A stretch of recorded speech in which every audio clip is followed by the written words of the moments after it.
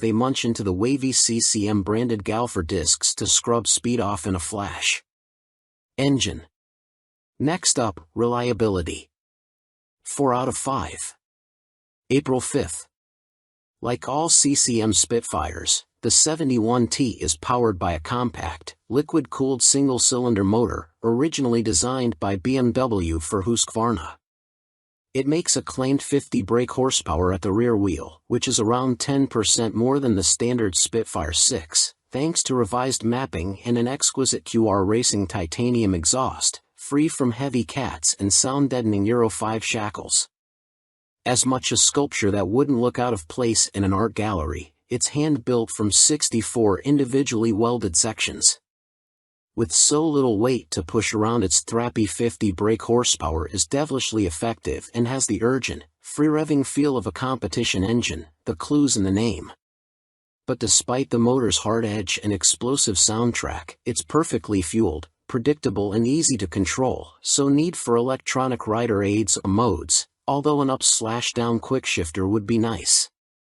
It's a single and thrives on its meaty mid-range to thwack out of slow corners, but it'll also rev on to deliver a decent lick of speed, if you can handle the undamped, single-cylinder vibes that crescendo past 6,000 RPM. But that can be viewed as a good thing. The Rush 1000 never intimidates or scrabbles for grip, and even when you're going slow, the exhaust, quickshifter and auto blipper are still music to the ears, making all the right pops, bangs and crackles. It only does 31 miles per gallon, not that most owners will worry at such thirst. You quickly get used to the way the MV goes serenely about its business, and it's only when you need to overtake and have to stamp down a gear, or 4, you realize how little grunt there is.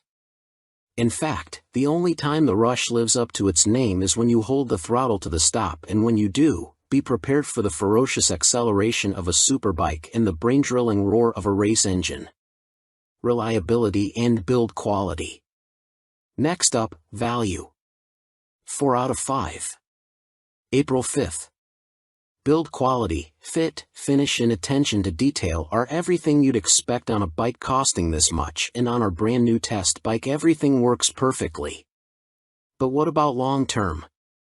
Well, MV Agusta have improved reliability since welcoming their new Russian owners, and with UK importer Crazy Horse now fully up and running, spares supply shouldn't be a problem. The whole MV range also comes with a 3-year warranty and 2 years roadside assistance. Value versus rivals. Next up, equipment. 3 out of 5. March 5th. Whichever way you slice it, the Rush 1000 is eye-wateringly expensive to buy and run. In terms of pure performance, it's no better than its super naked rivals and lacks their real-world grunt, but if you've got this amount to spend on a bike and don't want something run-of-the-mill or mass-produced, the MV will scratch your itch. Equipment. 5 out of 5. May 5th. It's the same riot of heavily sculpted and detailed luxury as the Brute Ale 1000RR, with swathes of carbon fiber and machined ollie parts, semi-active Öhlins forks and rear shock, Brembo Stylema calipers, Pirelli Super Corsa SP tires, MotoGP-style wings and a hand-stitched Alcantara-style twin-pad seat. It also has cornering traction control, 8 levels, and ABS, anti-wheelie, cruise and launch control for rider modes, and a color dash that links to your phone. The Rush 1000 takes the decadence a step further. Your extra 4,800 pounds gets you around instead of teardrop-shaped headlight with cornering LEDs that fan out around the headlight like a peacock. They strobe when the ignition is switched on and illuminate one by one as the bike leans over. It also has a revised Super Veloce-like carbon tail section with a bottom of a beer can rear light and a satin gray paint job with red Batmobile flex. It wears a spoked wheel up front, and its forged ollie rear is fitted with a carbon hubcap fixed to the rear wheel spokes. Does it affect stability and sidewinds? No.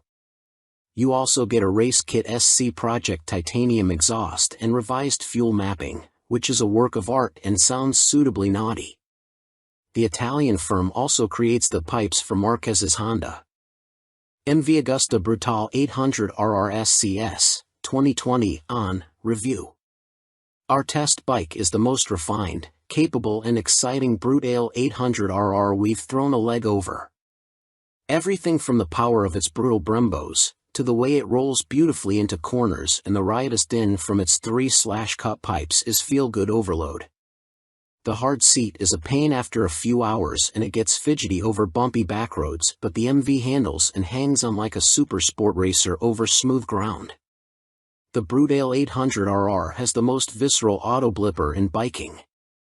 Rich, gravelly and mechanical, every burst of power shoots 3-cylinder chills through your body as each cog slices precisely home.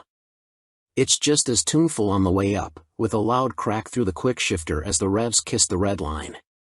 The MV's electronic shifters deserve a place in an orchestra,